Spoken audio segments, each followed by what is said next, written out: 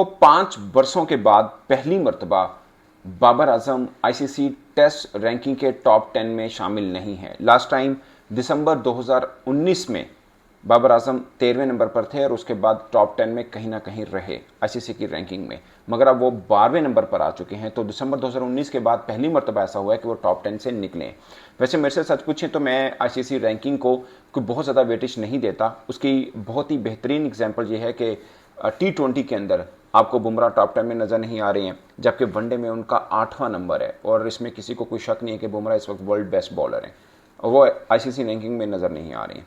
अगर वो नहीं है तो फिर एक्चुअली में ये कंप्यूटर जनरेटेड रैंकिंग होती है। मैंने इसके ऊपर 2 बार ब्लॉग किया था कि रैंकिंग कैसे बनाई जाती है। इनका एक सॉफ्टवेयर है आईसीसी का, उसके अंदर डाला जाता है जो भी बॉलर की परफॉर्मेंस हो और जब से वो खेल रहा होता है। इसमें एक रीज़न आप ये कह सकते हैं कि बुमराह बीच में कि जो कॉम्पिटिटिव क्रिकेट है बस वही खेलते हैं, छोटी मोटी टीमों के खिलाफ नहीं। जैसे जिम्बाब्वे के खिलाफ खेले हैं इंडिया तो वो बुमराह नहीं खेले हैं, अभी श्रीलंका के खिलाफ बुमराह नहीं खेले हैं, तो कोई बड़ा इवेंट आता है तभी खेलते हैं। एक रीज़न ये कह सकते हैं वो कम मैचेस खेलते हैं, शायद इसलिए वो रैंकिंग में नहीं आ रहे हैं।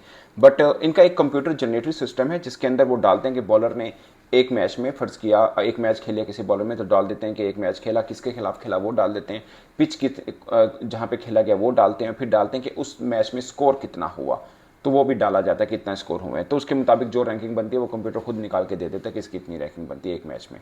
तो यूं करके ये रैंकिंग बनाई जाती है और हर हफ्ते जारी करता है आईसीसी रैंकिंग। और इस बार चूंकि बाबर आजम लगातार 15 इनिंग्स में 50 रन भी नहीं कर पाया आईसीसी टेस्ट रैंकिंग में, इसलिए वो टॉप 10 से बाहर हो चुके हैं। पाकिस्तान के सिर्फ एक बल्लेबाज मोहम्मद रिजवान हैं, वो आईसीसी टेस्ट रैंकिंग में 10वें नंबर पर हैं, जबकि जोए रूट, ये अगर आप इस तरह से देखें तो मुझे लगता है कि टेस्ट की रैंकिंग को अगर आप देखें तो शायद थोड़ा बेहतर रहेगा, क्योंकि टेस्ट जब से ये वर्ल्ड टेस्ट चैंपियनशिप शुरू हुई है हर टीम अपनी कॉम्पिटेटिव टीम ही खिलाती है।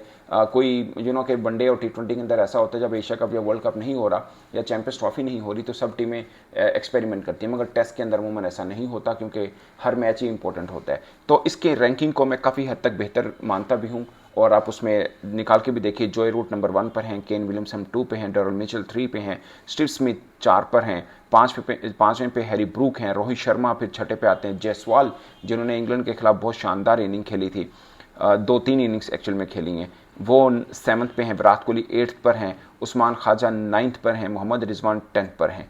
तो ये हेलोविशाइन जो है वो 11 और फिर बाबर आजम का नंबर आता है 12th। तो ये है आईसीसी की, अगर हम बैटिंग की रैंकिंग की बात करें। अगर सेम हम आईसीसी बॉलिंग की बात करें तो अश्विन जो हैं वो नंबर 1 पर खड़े हैं, ये सबसे खास बात है। हेजलवुड नंबर 2 पर है, इंडिया के जसप्रीत बुमराह 3 पर हैं। वही मैंने आपको बोला कि जो वो सब मैचेस खेलते हैं वहाँ पे रैंकिंग का डिफरेंस ज़रूर आएगा, तो आपको नज़र भी आया।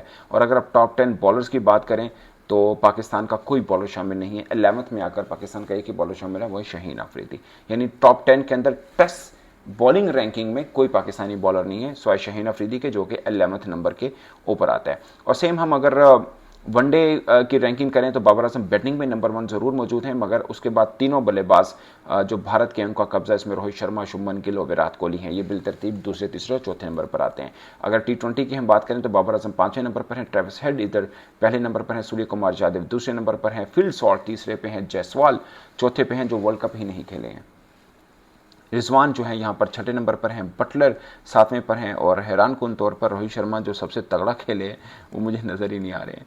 तो ये है, मतलब T20 वनडे मुझे लगता है कि शायद इतनी इंपॉर्टेंट नहीं है जितनी टेस्ट है, क्योंकि सब टीमें अपनी मेन क्रिकेटर्स के साथ खिलाती हैं। सेम अगर आप वनडे की बॉलिंग की तरफ आ जाएं आप, तो इसमें मुझे हैरानी है क्योंकि उसमें आप देख लीजिए ना कि खेले नहीं है जसप्रीत बुमराह, इसलिए इसमें यहाँ पर 8वें नंबर पर हैं।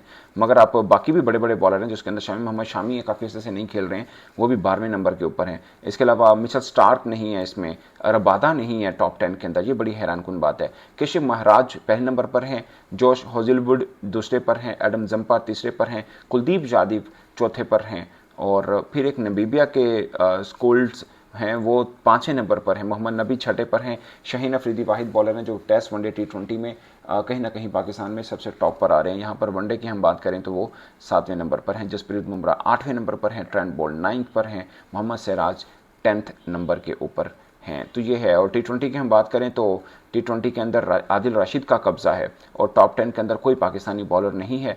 पाकिस्तान के शाहीन अफरीदी यहाँ पर 13वें नंबर पर हैं। ये एक ख़ास बात है। और मैं हैरान हूँ, T20 वर्ल्ड कप में बुमराह ने इतनी अच्छी बॉलिंग की, सब कुछ हुआ, बट उनका नाम नहीं है। अकील हुसैन दूसरे पर हैं, राशिद खान तीसरे पे, मोती वेस्ट इंडीज़ के जो हैं वो चौथे पर हैं, हसरंगा पाँचवें पर हैं, हेजलवुड छठे पर हैं, एनरिच नोकिया सातवें पर हैं, एडम जंपा आठवें पर हैं, फजल हक फारूकी बहुत अच्छी बॉलिंग की, इसमें कोई शक नहीं है, वो नाइन्थ पर हैं, ठिकसाना 10वें पर हैं, बिश्नोई 11वें पर हैं, वर्ल्ड कप नहीं खेले वो, अक्षर पटेल खेले हैं, वो 12वें पर हैं, फिर शाहीन अफरीदी का 13वां नंबर आता है। अगर मैं ढूंढूं, अर्शदीप सिंह 16वें नंबर पर आते हैं, तो 20 तक मुझे समझ नहीं आ रही बुमराह कहाँ चले गए। I don't know, I am surprised.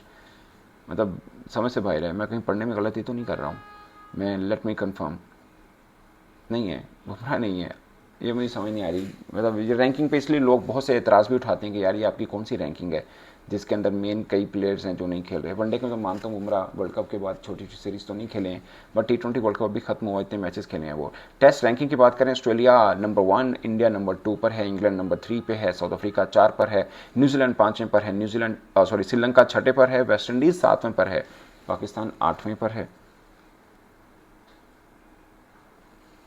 Bangladesh 9वें पर, बांग्लादेश तो ऊपर आ गया था पाकिस्तान से, तो बांग्लादेश 9 नंबर पर है, पाकिस्तान 2 रैंकिंग नीचे आया, 6ठे पर था पाकिस्तान।